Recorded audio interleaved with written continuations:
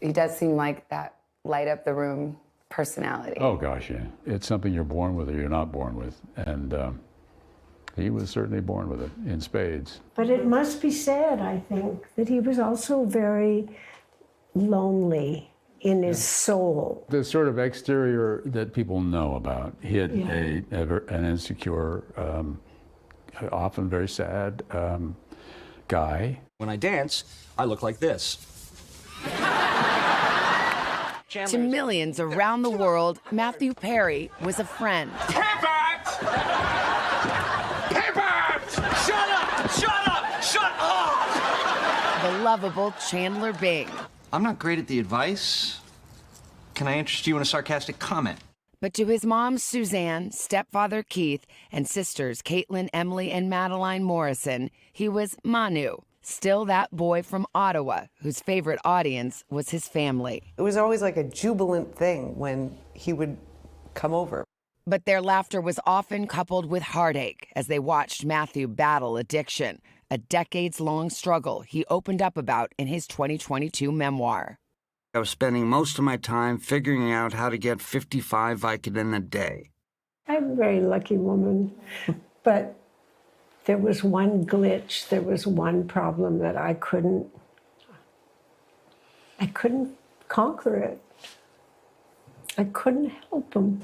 Matthew's family is now looking to help others struggling, launching the Matthew Perry Foundation of Canada. If it doesn't stop, we're going to lose so many million people. Caitlin is the executive director. Even when he was struggling in dark times, we were always proud of him. We were always proud of the fact that he kept fighting and that he made it a big focus of his life to help other people. It's clearly the work of your heart and for him. But what he taught the world is that no amount of money will cure an addict.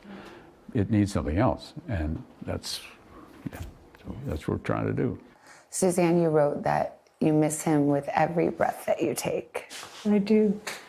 But the one thing I have to learn very hard to do, and that's one of the reasons why I want to support Katie however I can, is you've got to stop blaming yourself because it tears you up.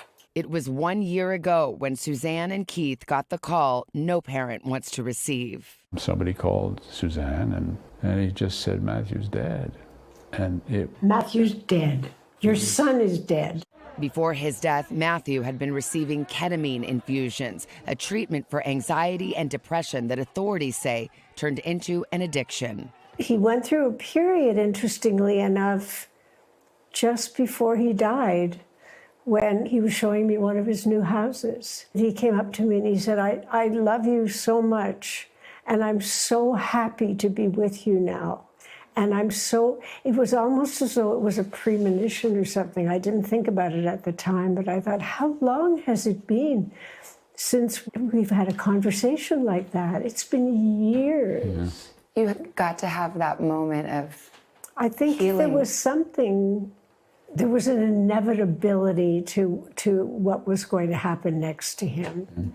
And he felt it very strongly. But he said, I'm not frightened anymore. And it worried me.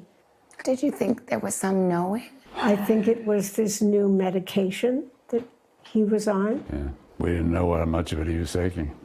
When he passed, did you think he's sober? He's still on his path? It appeared to us as if he was. Not to you? It certainly seemed like it to me, that he was, though he had been treated with ketamine, that it hadn't turned into something that he couldn't control. Although, he was a guy who would make decisions. I can handle this, I can do this, I can tell you what's right. I know the whole system inside and out. I know what the drug will do to me. And so there was that worry that, what's he really doing? He had done the book tour, and he seemed to be confidently on the other side. I don't even know if in his mind he had relapsed.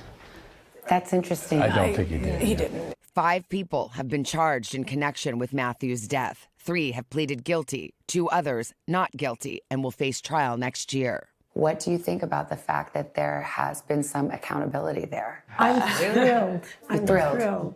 What I'm hoping, and I think the agencies that got involved in this are hoping, that people who have put themselves in the business of supplying people with the drugs that'll kill them, that they are now on notice. It doesn't matter what your professional credentials are, you're going down, baby. He wrote about having a couple of pretty profound experiences with God. I wonder if you ever let yourself imagine that maybe that's the place or the company he's in now. I don't think there's a single person in this room who doesn't talk to him, and you know, we stopped and saw the most beautiful sky you've ever seen in your life. We saw the night. Northern Lights last night. The Northern Lights. I mean, you can feel divinity in that moment. Yet other moments, a heartbreaking reminder of their loss. Even now, something funny will I'll see something funny or something ridiculous on the news or whatever, and I go to call him. I have more freedom of a relationship with him now than I ever did. And then it hits me so hard that he's not there. You go to the cemetery once in a while, and she'll sit there and have a chat with him for a while. What do you miss most about him, Madeline?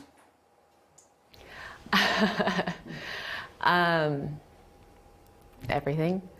Our little jokes that we had, his like, give me a squeeze kind of, yeah. He was just always there. What about you, Emily? What do I miss? Yeah. I mean, my brother. He was...